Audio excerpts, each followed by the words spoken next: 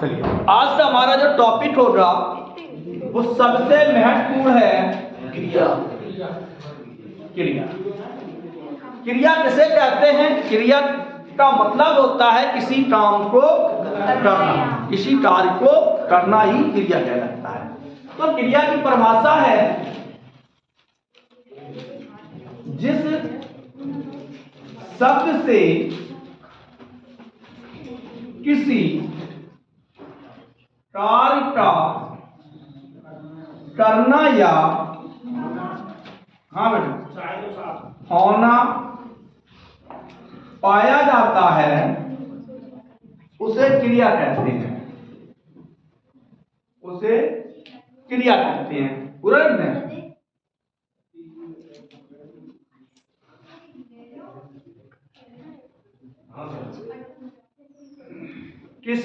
जिन शब्दों के द्वारा किसी कार्य का करना या होना पाया जाता है, जब तक आप इसमें शब्द नहीं लगाओगे तब तक क्रिया नहीं बनेगी।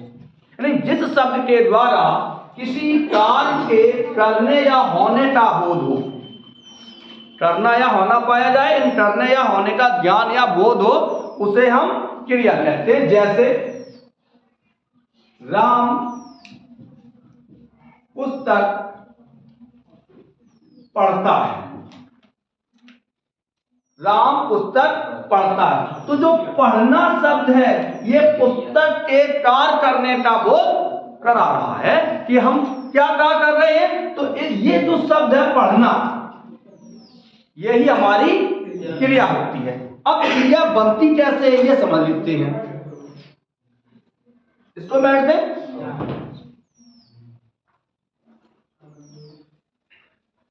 क्रिया के मूल रूप को, क्रिया के मूल रूप को धातु कहा जाता है। क्रिया का मूल रूप क्या होता है? धातु। कोई पूछ दे कि धातु किसे कहते हैं, तो क्रिया का मूल रूप, क्योंकि बिना धातु के क्रिया नहीं बनती है। हिंदी में क्रिया बनाना बड़ा सरल है, संस्कृत में थोड़ा कठिन होता है। हिंदी में क्रिया बनाना इसलिए सरल है कि जैसे कोई शब्द था, अगर इसमें हम ना प्रत्यय जोड़ दें तो शब्द हो जाएगा खाना। शब्द है पढ़, ना जोड़ देंगे पढ़ना। तो अब देखो ये मूल रूप है, इसको हम क्या कहेंगे? धातु। धन ना जोड़ने पर, ना प्रत्यय जोड़ने पर यह बन रही हमारी क्रिया। तो क्रिया कितने शब्दों से बनती है या क्रिया कितने प्रकार से बनती है, थोड़ी सी चर्चा उस पर भी हो जाए। सही है? हम एक कप चाय पी लें। चलो देखते हैं। तो जब क्रिया धातु से बनती है तो क्रिया धातु से बन गई। कुछ क्रिया संज्ञा से भी बनती है। किससे बनती हैं? संज्ञा से। तो देख लो संज्ञा से क्रिया कैसे बनती है। जैसे शब्द है हाथ, शब्द है लात, शब्द है गाली है। शब्द गाली होता, ये भी संज्ञा है। गाली क्रिया है। गाली देना क्रिया होगी, गाली देना ये क्रिया होगी। तो चलो हम इस पे हाथ धन आ धन ना, एक नया शब्द बन जाएगा हथियाना। लात धन आ धन ना, लतियाना। चलो गलियाना, या हम बात ये दे रहे, बात शब्द सही लगेगा है। बात धन आ धन ना, बतियाना। तो ये किससे है? ये क्रिया हमारी किससे बनी? संज्ञा से बनी। किससे बनी? दो चीजें हमने बताई।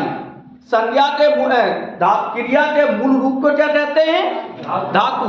क्रिया की परिभाषा क्या है? जिन शब्दों से किसी कार्य के करने या होने का बोध होता है उसे हम क्रिया कहते हैं। क्लियर है? इसका मूल रूप धातु, क्योंकि ये सभी में, मूल का मतलब सभी में हो, विशेषण से भी क्रिया बनती है। यार ये चीजें लिखने वाली नहीं है, दोबारा वहां पे एक बार रिकॉर्ड करना, पूरा हो जाएगा। दूसरी चीज है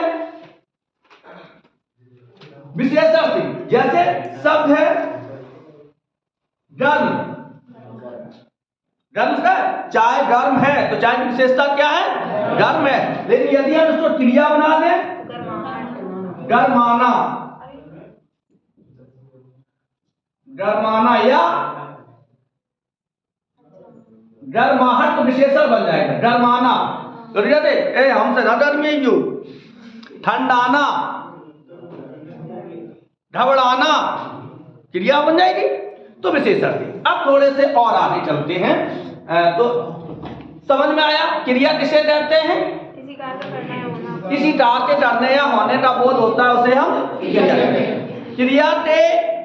क्रिया कितने रूपों में बन सकती है? तो 3 रूपों में बन सकती है, संज्ञा से, धातु से और विशेषण से। क्रिया का मूल रूप क्या कहा जाता है? धातु। अब चलते हैं पार्ट्स ऑफ वर्ब, क्रिया के भेद, काइंड ऑफ वर्ब है, अंग्रेजी आती नहीं है। क्रिया के भेद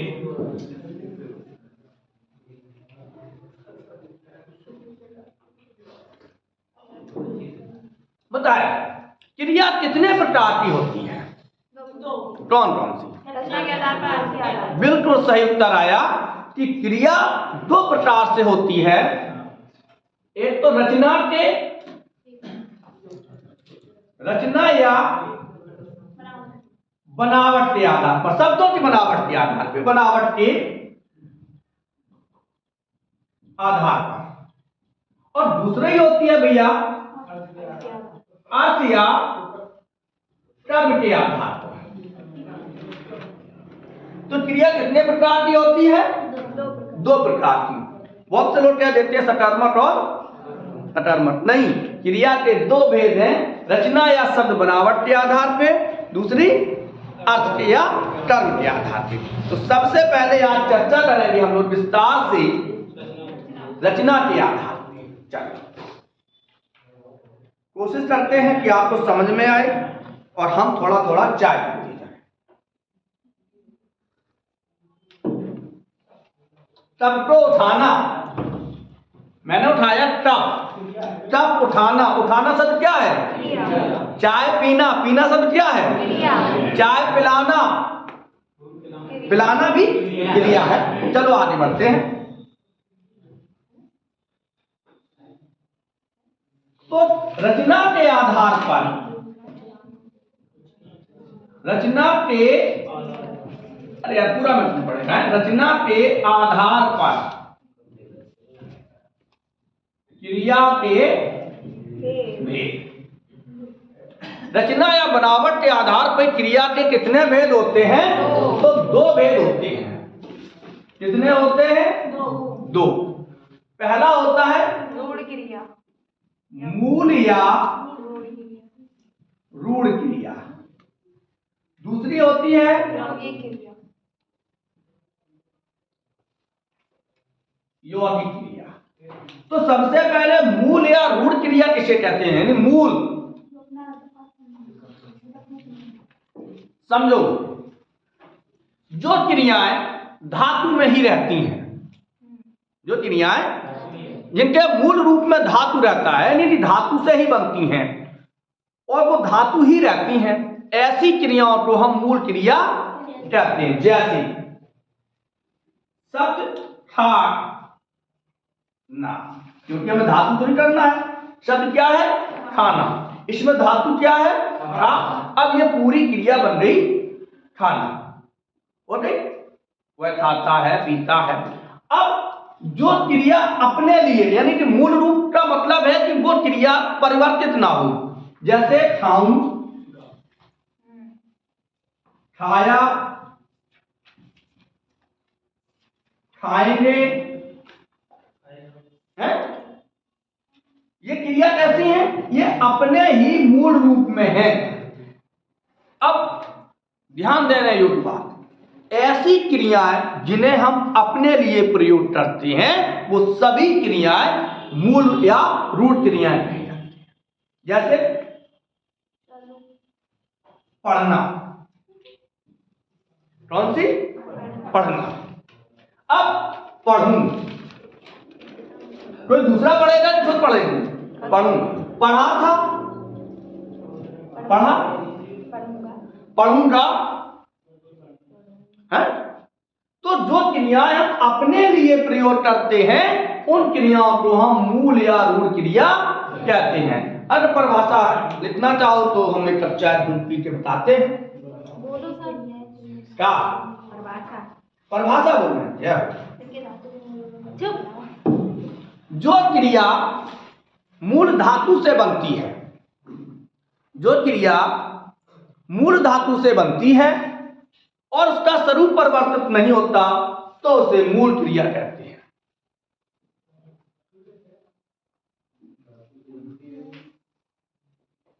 और उसका स्वरूप परिवर्तित नहीं होता है तो उसे हम मूल या रूढ़ क्रिया कहते हैं।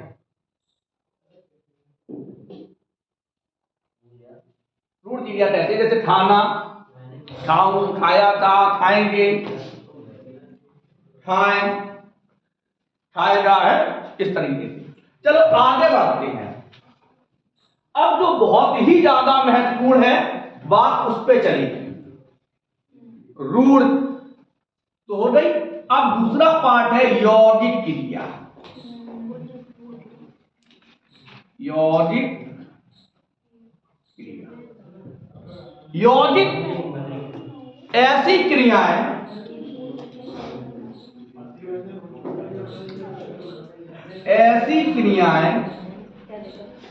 जो एक से अधिक तत्वों से मिलकर बनती हैं। ऐसी क्रियाएं जो एक से अधिक तत्वों से मिलकर बनती हैं उन्हें हम यौगिक क्रिया कहते हैं। जैसे हम कहें कल मैं हिंदी पढ़वाऊंगा, पढ़वाऊंगा, इसका मतलब हम नहीं पढ़ाएंगे, मूल रूप में क्रिया नहीं होती, किसी दूसरे से होती। तो यौगिक क्रिया के 4 भेद बताए जाते हैं। कितने भेद बताए जाते हैं? 4 भेद। पहला भेद है प्रलयार्थक क्रिया।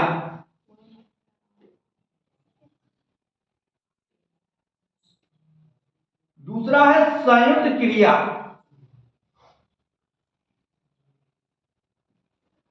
तीसरा है नाम धातु क्रिया। और चौथा है अनुकरणात्मक क्रिया। तो मतलब किसी की कॉपी लिए हैं आप? अपन ही नहीं बैठी चाहे। तो सबसे पहले प्रलयार्थक क्रिया, संयुक्त क्रिया, नाम धातु और अनुकरणात्मक। पहले इन चारों को हम समझ लेते हैं, फिर एक एक पढ़ते हैं। प्रेरणा का मतलब क्या होता है? हम किसी से किसी तार की प्रेरणा लें, किसी का अनुकरण करके प्रेरणा लें। यानी जो क्रियाएं, एक कहावत सुनी होगी, चढ़ जा बेटा सूली पे भला करेगा नाम, सुनी? हम लोग सामाजिक जीवन में जीते हैं और हमसे कही जात जब कोई काम बिगड़ जात तो हम लोग क्या देते? यार उनने कही थी, ये कार्य है, क्योंकि आपने कार्य स्वयं नहीं किया, उनके कहने से किया, यानी उनकी प्रेरणा मिली तब आपने कार्य किया। ये तो होता है। तो हम जब दूसरे की प्रेरणा से, दूसरे की मदद से, दूसरे के कहने पर जो कार्य करते हैं तो उसे हम प्रेरणात्मक क्रिया कहते हैं। समझ में आया? इसकी एक पहचान होती है। इसके 2 रूप हो जाते हैं। इसके 2 रूप, एक में आ जुड़ता है, दूसरे में बा जुड़ता है। ध्यान समझना, हम प्रेरणात्मक क्रिया को की पहचान बता रहे हैं। एक रूप में क्या जुड़ेगा? आ, और दूसरे में बा। कैसे? इसको मैं तो सब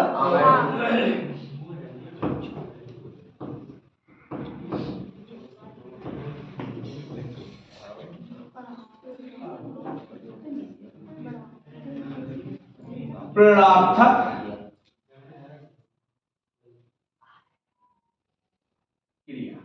हमने क्या बताया, एक में जुड़ेगा आ और दूसरे में जुड़ेगा बा, यानी दो प्रकार से बनती है। जैसे शब्द है तट, तट क्रिया है, और धातु है, इसका मूल रूप क्या होगा, कटना। अब प्रणार्थक क्रिया, तुमने यार नाक कटवा दी, तुमने नाक कटवा दी, किसी के कहने से नाक कटा आए है? सही है। तो एक देखिए, कटा ये भी प्रणार्थक है, कटवा ये भी प्रणार्थक। यार वीडियो कैसेट चलवा दो, गाना सुनवा दो।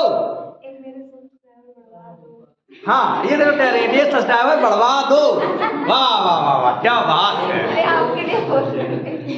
चलो तो समझो इसको, कटवा, चलवा, सुनवा, हरवा, लुटा देते हैं यार, तुमने हरवाए दो। शुद्ध टर्मिनोलॉजी में सुनिए, आपने हरवा दिया, आपने हरवा दिया और आपने हरा दिया। तो हरा शब्द प्रणार्थक है और हरवा शब्द भी प्रणार्थक है।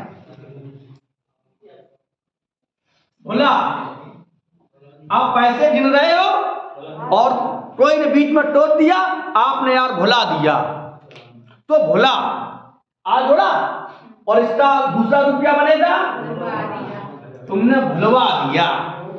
तो प्रेरणार्थक क्रिया ऐसी क्रियाएं होती हैं जो किसी दूसरे की प्रेरणा से होती हैं। अब ये पूछी कैसे जाएंगी ये भी देख लेते हैं, क्योंकि यहां से सबसे मोस्ट टॉपिक मुझे लगता है क्रिया का। चलो 86,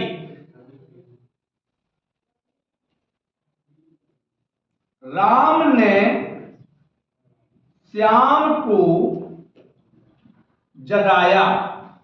राम श्याम को जगाता है, राम श्याम को जगाता है, यह प्रेरणार्थक नहीं होगा, लेकिन राम ने श्याम को जगाया यह प्रेरणार्थक है।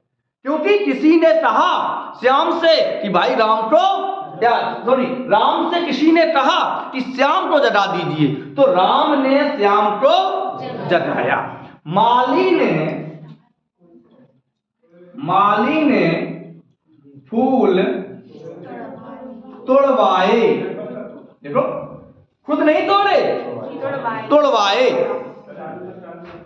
नहीं, लोग घर पे चले दिन तुम्हारे हाथ पांव तोड़वा देंगे, कहते हैं घर पे तोड़ नहीं देंगे, तोड़वा देंगे। यानी किसी से कहेंगे कि भैया इस व्यक्ति का हाथ पैर तोड़ दीजिए, तब वो टूटेगा।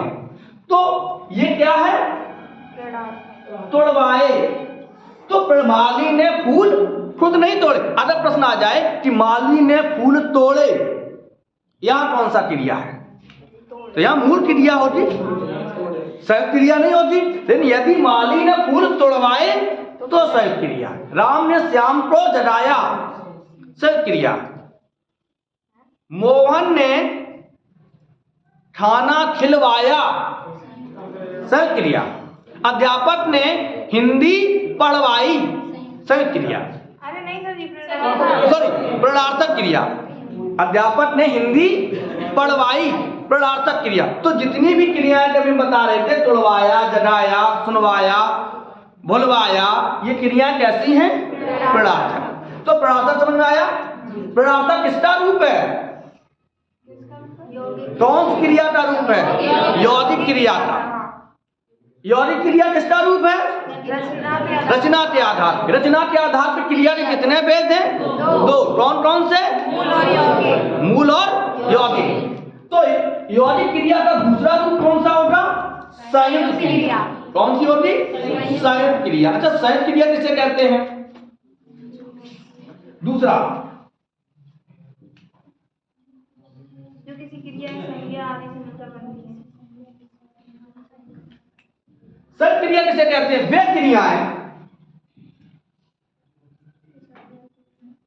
क्रियाएं जो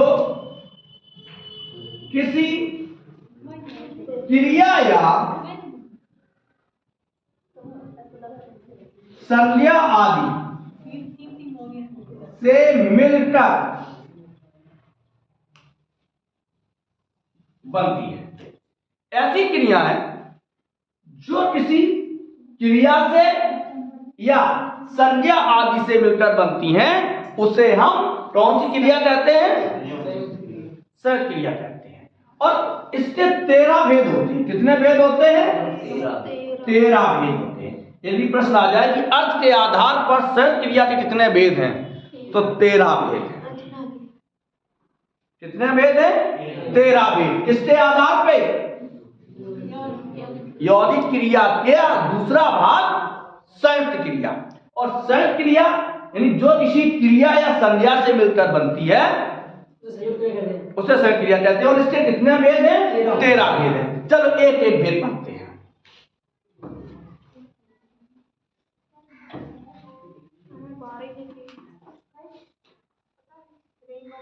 नंबर 1, सबसे पहले संयुक्त क्रिया हेड डाल दें। संयुक्त क्रिया नंबर 1 है आपकी आरंभ।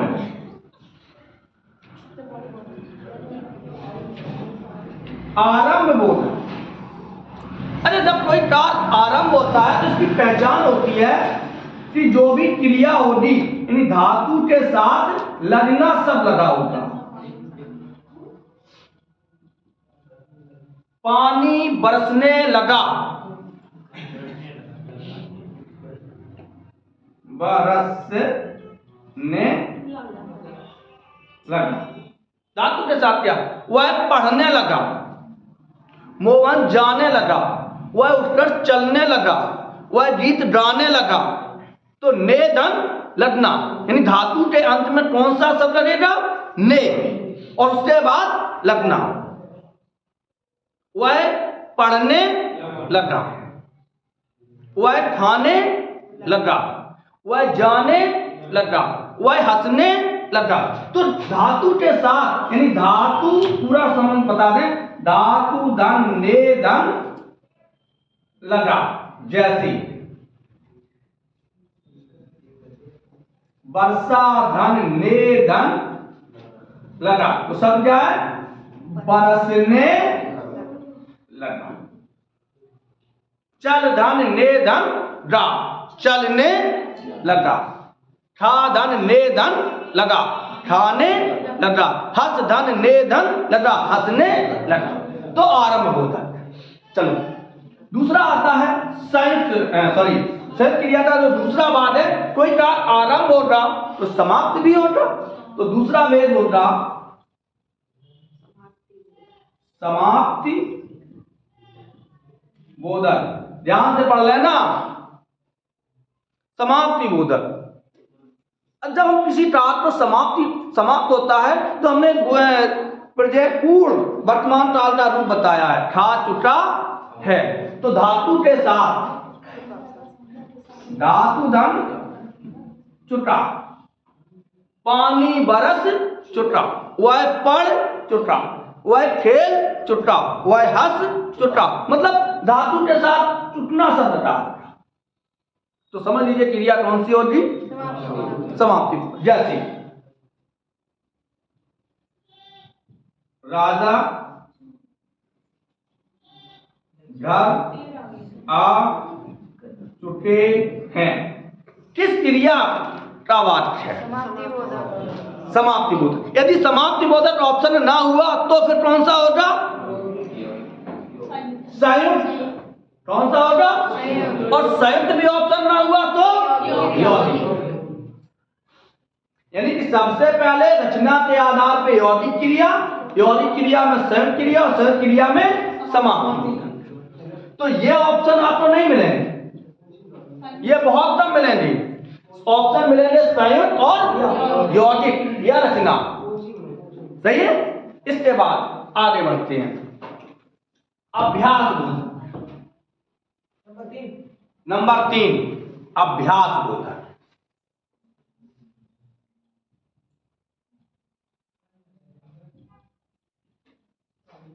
अभ्यास बोधक किसे कहते हैं?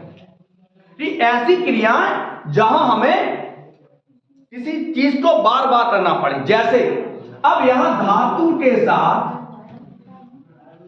धातु दम कर्ता, धातु दम कर्ता, वह पढ़ा करता है, वह दौड़ा करता है।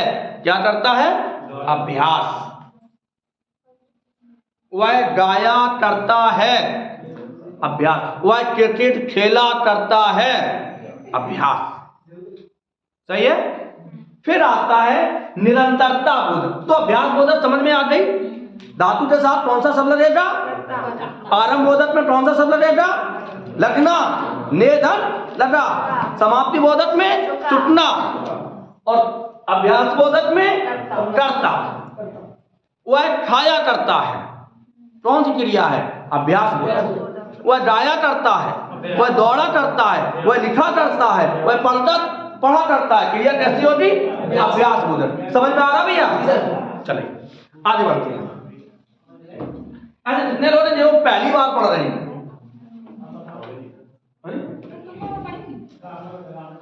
आगे बढ़ते हैं। अभ्यास के बाद आता है निरंतरता बोधक। निरंतरता बोधक क्रिया।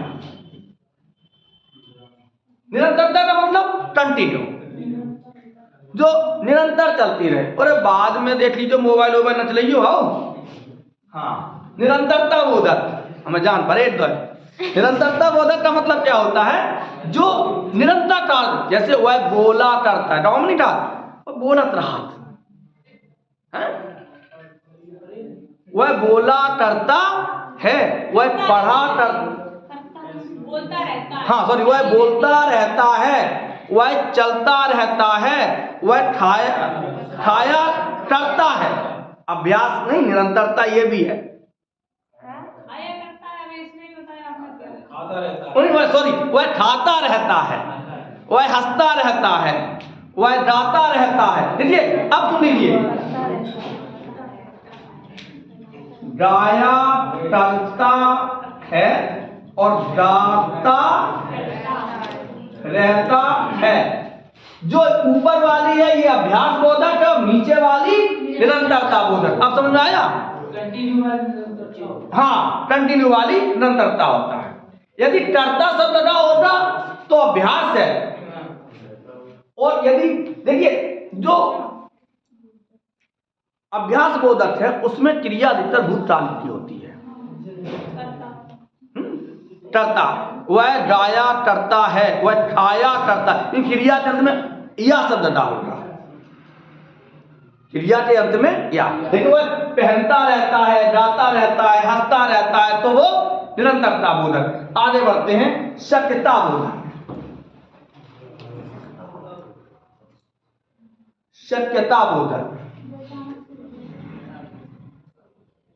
पहले तो ये बताओ, शक्यता सही लिखा? गलत लिखा? हाँ, शक्यता बोधक। धातु के साथ सकना शब्द, धातु दम सकना। आप बैठ सकते हैं, आप चल सकते हैं, वह खा सकता है, वह जा सकता है, वह पढ़ सकता है। क्रिया कैसी है? सकता। अब प्रश्न आया कि वह पढ़ सकता है, कौन सी क्रिया है? शक्यता बोधक। ऑप्शन में ना हो तो संयुक्त क्रिया, और वो भी ना हो तो यौगिक क्रिया। क्लियर है? आगे बढ़े। शक्यता बोधक के बाद आता है आपका आकस्मिकता बोधक।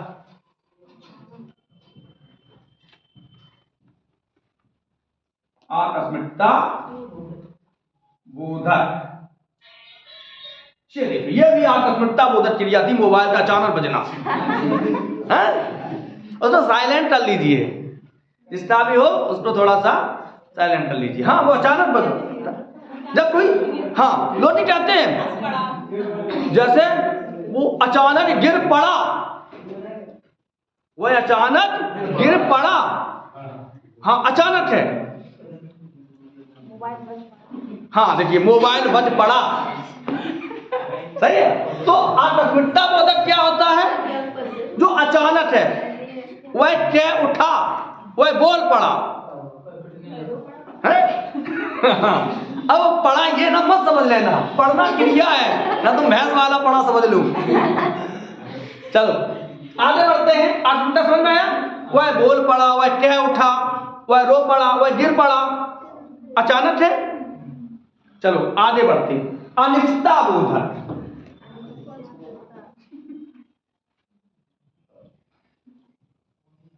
अनिश्चितता,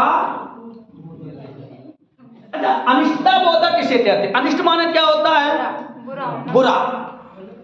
कभी कभी अच्छा अपने यहाँ जो चिट्ठी आती थी पहले, आप लोगों ने नहीं, अब तो मोबाइल संदेश आते हैं, पहले चिट्ठी आती थी पुन्ना टुटो हो, एक कोना उसका टटा होता था, फटा होता था, जिसके हाथ पड़ जाती थी डाकिया जान ले तो या चिंते तो चलो, क्योंकि वो अनिश्चितता बोधक होती है। कभी कभी जब क्रोध में होता है व्यक्ति तो वो कहता है अरे हमने बात कह मारी, बात कही नहीं, बात कह मारी, तो क्रोध में कही, ये अनिश्चितता बोधक। चिट्ठी लिख मारी, चिट्ठी लिखी नहीं, चिट्ठी लिख मारी। कुत्ते ने काट खाया, अनिश्चितता बोधक है भाई, अच्छी बात है कुत्ता काट ली। भैया मैं आकस्मिकता नहीं है। अरे अनिश्चितता बोधक है भैया, आकस्मिकता बोधक अभी कहाँ है? अच्छा किसी चीज कुत्ते ने काट खाया, हाँ तो अनिश्चितता है, अच्छे है कि कुत्ता काट लो, हम चिल्ला दो भैया कुत्ता काट लो, बड़ी अच्छी बात। तो ये क्या है? अनिश्चितता बोधक। फिर आता है अविश्वास जी।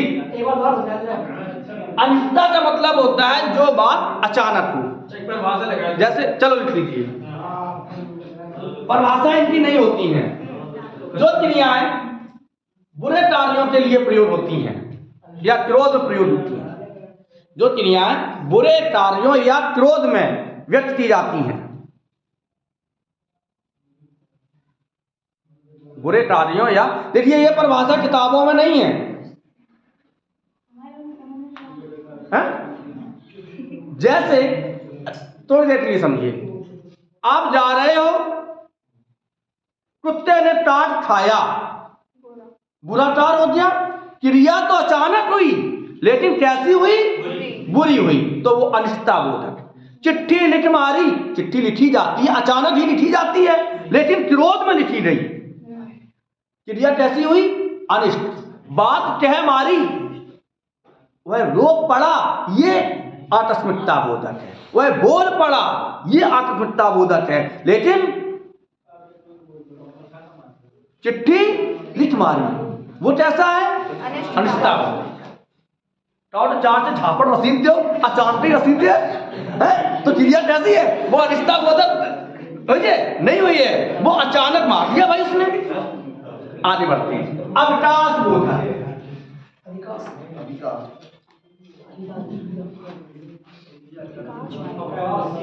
अविश्वास बोधक,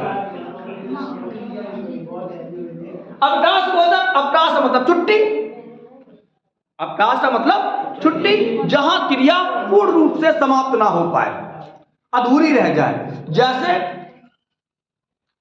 गर्मी आ रही या रात में आप सोए रहे हो, पड़ोस में डीजे बजत रहा है और दूसरे दिन आप ऑन जो, तो फिर क्या होता है बेटा? आज सो ना पाई, आज सो ना पाई, क्रिया जो होनी थी वो ना हो पाई। जैसे आप खाना खाने गए, जैसी पत्तल धरी ठान चले तो आंधी आएगी धूल भरी है? अब डरे आए उन्हें खाना पर से दो खाए, मन का पेट भरो, खाई नहीं पाए, आंधी आएगी। तो क्रिया जो थी वो पूरी, वह सोने ना पाया, वह खाने ना पाया, वह पढ़ने ना पाया, वह हंसने ना पाया। क्रिया कैसी है? कभी कभी तो ये होता है कि बेचारों कोई मारत है और जबर मारे रुवन ना दे, हाँ जबर मारे रुवन ना दे, तो वह रोने ना पाया, उन्हें जैसी रुवन चले मुंह में दो, अब बेचारों रो ही नहीं पाए, रो है, तो क्रिया कैसी है? पूरी नहीं हो पा रही है। अवकाश। कभी कभी कोई ऐसी जगह होती है कि जहां आप हंसो चाह रहे हो लेकिन हंस नहीं पा रहे, और फिर घर आके खूब हंसे तो हुआ है हंसने ना पाए। तो क्रिया कैसी है? अप्रासबोधक। आगे बढ़ते हैं। इच्छा बोधक, समझ में आ रहा भैया?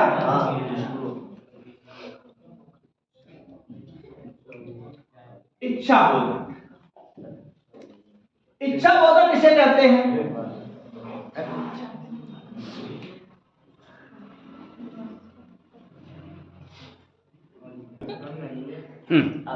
तो इच्छा बोधक जैसे आप क्या खाना चाहते, खिलाएंगे कुछ नहीं, बस पूछ रहे हैं आप क्या खाना चाहते हैं, क्या आप जाना चाहते हैं, वह हंसना चाहता है, वह बैठना चाहता है, हैं? तो इच्छा में क्या होता है? चाहता है। सही है? जैसे वह पिटना चाहता है, उसकी इच्छा है, पिट सकता है। तो इच्छा बोधक। फिर आता है अनुमति बोधक।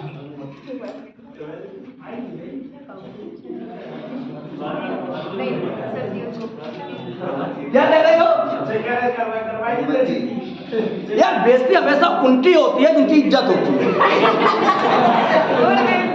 नहीं, बिल्कुल सही बात है। बेइज्जती की है, बेइज्जती हमेशा उनकी होती है उनकी इज्जत होती है। चलिए, और मेरा मानना है कि जब तक हमारा छात्र जीवन रहता है, आज स्टैंडर्ड बना लेते हैं, जब तक छात्र जीवन होता है तब तक बेइज्जती खूंटा पे नहीं रहना चाहिए। तो सफलता मिली है खूंटा पे, मतलब जब तक छात्र जीवन होता है तब तक इज्जत नहीं होती है। मास्टर हो ना झपड़े आए दो, अब तो पिटता ही नहीं है। हमारे जमाने में बहुत पिटती। चलो आगे बढ़ते हैं। तो अनुमति बोधक, अनुमति बोधक क्या है? हमें किसी की अनुमति, उसे बैठने दो, क्या है? अनुमति है। उसे आने दो, अनुमति है। मुझे जाने दो, अनुमति या आज्ञा है। तो इसे कहते हैं हम अनुमति बोधक। सही है? उसे पढ़ने दिया जाए, अनुमति है। उसे चलने दिया जाए, अनुमति है। उसे जाने दो, अनुमति है। उसे बैठने दो, अनुमति है। आगे बढ़ती है। अनुमति के बाद आती है आपकी आवश्यकता बोधक। कौन सी?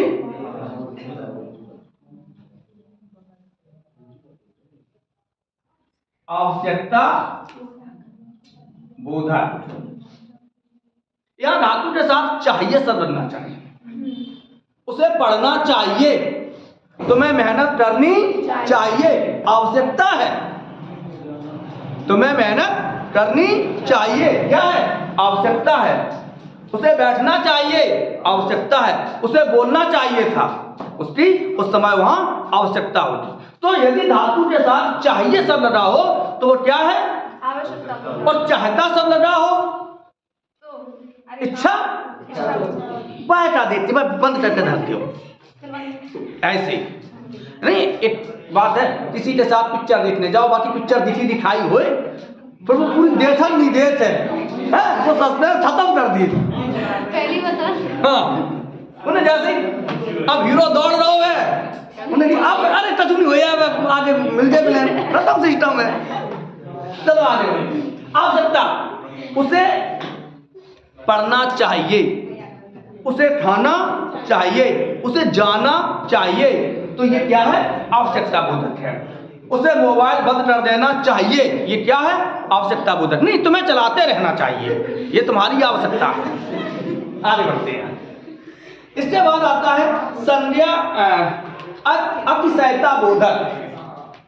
कौन सी? अतिशयता बोधक।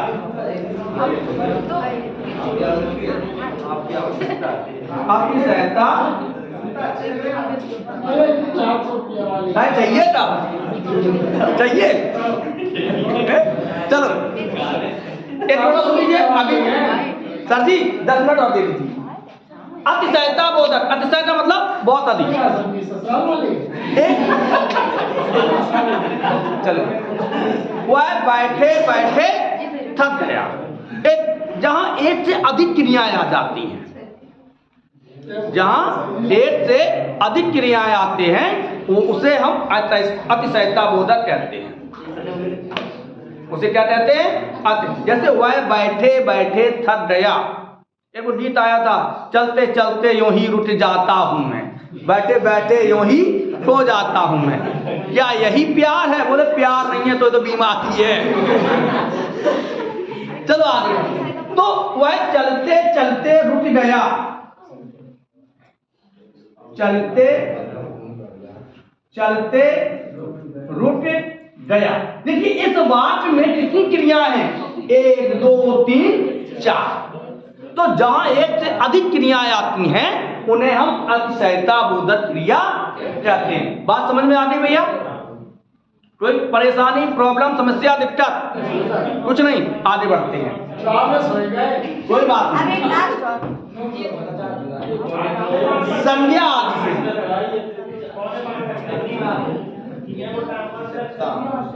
संज्ञा आदि से, भैया 1 मिनट सुन लीजिए। संज्ञा आदि से बनी क्रिया, कुछ क्रियाएं ऐसी हैं जो संज्ञा से बनती हैं। इनमें मूल शब्द जो होता है वो एक संज्ञा का जुड़ा होता है।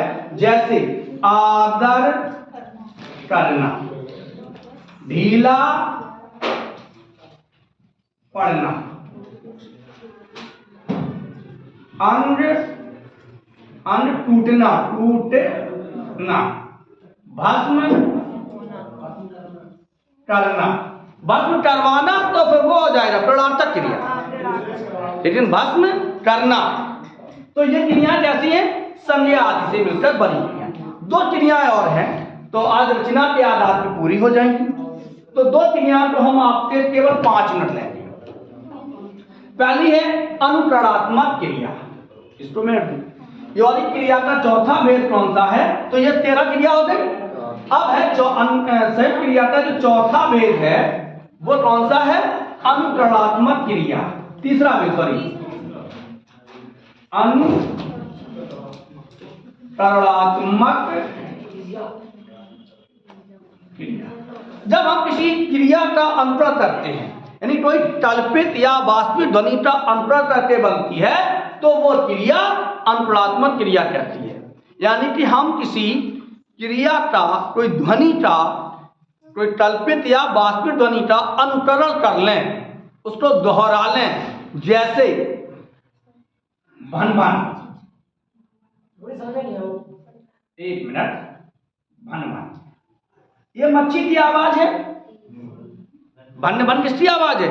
मच्छी की है। तो हमने शब्द बना दिया भन भनाना, भन भन से झन झन से झन झनाना, सनसन से, अच्छा सनसन हवा चलती है, सनसनाना। समझ में आ रही है कि जब हम किसी कल्पित या वास्तविक, ठट से ठठाना, थर से थरथराना, टप टप से टपटपाना, टिट से टिटटिटाना, ये क्या है? ये हमारी अनुकरणात्मक क्रिया है। इनका हमने क्या कर लिया? अनुकरण कर लिया। तो ये क्रियाएं कैसी हैं? अनुकरणात्मक क्रिया। अब आती है संज्ञा आदि से बनी क्रिया। तो अनुकरणात्मक समझ में आ गई? संज्ञा आदि से बनी क्रिया नहीं, सॉरी, नाम धातु क्रिया। चौथा भेद है हमारा संज्ञा से नहीं, नाम, नाम धातु से बनी क्रिया। नाम माने क्या होता है? संज्ञा। ऐसी क्रियाएं जो संज्ञा से बनती। लास्ट में मैंने बताया था संज्ञा से, जैसे हाथ से हथियाना, साठ से सठियाना, लात से लतियाना, डाली से डरियाना, बात से बतियाना। ये क्रियाएं कैसी हैं? नाम धातु। यदि प्रश्न आ जाए कि बतियाना क्रिया, तो नाम धातु क्रिया। तो आज हम लोगों ने क्या पढ़ा? क्रिया। क्रिया की परिभाषा पढ़ी। क्रिया कितने भेद हैं? 2। कौन कौन से? रचना के आधार पे और अर्थ या कर्म के आधार। रचना के आधार पे कितनी है? 2। कौन कौन सी? यौगिक और रूढ़। यौगिक क्रिया कितने प्रकार की हैं? 4। कौन कौन सी? प्रेरणार्थक, संयुक्त, नाम धातु और अंतरात्मक। इसके बाद हमारी एक क्रिया लास्ट आती है कि संयुक्त क्रिया के कितने भेद हैं? 13 भेद। कल हम लोग अर्थ के आधार पर क्रिया पढ़ेंगे। तब तक के लिए राधे राधे।